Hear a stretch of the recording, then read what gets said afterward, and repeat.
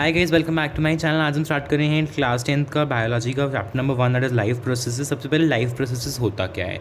ऐसे प्रोसेस जो हमारे लाइफ को चलाने के लिए नीड होते हैं उनको हम बोलते हैं लाइफ प्रोसेस, ठीक है ना। तो जैसे कि ब्रीदिंग है, रेस्पायरेशन है ना, एक्सक्रीशन है, सारे प्रोसेस क्या है हमारे लाइफ के लिए नीडेड है, इनको हम क्या बोलते हैं, लाइफ प्रोसेसेस बोलते हैं, ठीक है। अब सबसे पहले हम जो डिस्कस करने वाले हैं वो है हमारा न्यूट्रिशन, ठीक है। न्यूट्रिशन क्या होता है, बिकॉज पार्ट 1 आपका न्यूट्रिशन पे ही है ना। न्यूट्रिशन का मतलब होता है जब हम न्यूट्रिएंट जैसे कि प्रोटीन्स है, फैट्स है, फूड से कंज्यूम करते हैं, हमारी बॉडी में एनर्जी रिलीज होती है, उसको हम क्या बोलते हैं, न्यूट्रिशन बोलते हैं। क्या बोलते हैं, न्यूट्रिशन बोलते हैं, ठीक है। तो ये वीडियो में हम शॉर्ट से समझेंगे, हम कोई डिटेल में नहीं जा रहे हैं चैप्टर के, ठीक है ना, जस्ट समरी शॉर्ट ऑफ, ठीक है। तो न्यूट्रिएंट क्या होता है, जो हमें एनर्जी प्रोवाइड करता है, ऐसा food, that is the nutrient, ठीक है। और उसका जो इनटेक होता है उसको हम बोलते हैं न्यूट्रिशन, ठीक है। अब इस चैप्टर में आपके पास प्लांट न्यूट्रिशन है और एनिमल न्यूट्रिशन है। प्लांट न्यूट्रिशन इतना डिटेल में नहीं दे रखा है, फिर भी हम उसको पढ़ने वाले हैं। बट मेनली आपके पास दो टाइप के न्यूट्रिशन होते हैं, एक होता है ऑटोट्रोफिक न्यूट्रिशन और एक होता है हीटरोट्रोफिक न्यूट्रिशन। ऑटोट्रोफिक मतलब कि जो प्लांट्स जो या फिर जो ऑर्गेनिज्म अपना फूड खुद बनाते हैं उनको हम ऑटोट्रोफिक बोलते हैं। बेस्ट एग्जांपल प्लांट्स हैं। हेटेरोट्रोफिक जो अपना फूड दूसरी जगह से कंज्यूम करते हैं उसको हम क्या बोलते हैं, हेटेरोट्रोफिक बोलते हैं, दैट इज़ इट, है ना। फिर हम आते हैं ऑटोट्रोफिक न्यूट्रिशन पे, ठीक है। तो इसमें प्लांट्स का एग्जांपल है, ठीक है। तो plants prepare the food using inorganic materials. Inorganic materials यानी कि कार्बन डाइऑक्साइड और वाटर। अब इनऑर्गेनिक मटेरियल्स क्या होता है, जिसके अंदर कार्बन, देखो ऑर्गेनिक सब्सटेंसेस वो होते हैं जिसके अंदर कार्बन और हाइड्रोजन प्रेजेंट होता है, ठीक है। एंड इनऑर्गेनिक वो होते हैं, या तो कार्बन नहीं होगा या फिर हाइड्रोजन नहीं है या फिर दोनों ही नहीं है, तो वो इनऑर्गेनिक होते हैं। तो CO2 और H2O की मदद से प्लांट अपना फूड बनाता है, ठीक है। प्लांट अपना फूड बनाता है। ये रिएक्शन भी आपको देखने को मिलेगी, यहाँ पर देख सकते हो ये आप, दैट CO2 प्लस 12H2O। यहाँ पे गलत दे रखा है, 6H2O नहीं है, वो 12H2O है। लाइट एनर्जी सन से in the form of photon. Photon क्या होता है, जब भी हम सन के पार्टिकल की एनर्जी को हम बताते हैं ना, तब हम उसको फोटॉन्स बोलते हैं, है ना। तो हम कभी भी ऐसे नहीं बोलते सन एनर्जी बोलते हैं, लेकिन हम उनको फोटोन वर्ड से बोलते हैं, ठीक है। That in the presence of chlorophyll, है ना।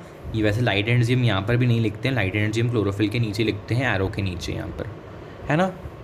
That gives C6H12O6 plus O2 plus H2O, ठीक है ना। यहाँ पर रिएक्शन आपको प्रॉपरली लिख नहीं रखी है, बट होता है यही है, ठीक है।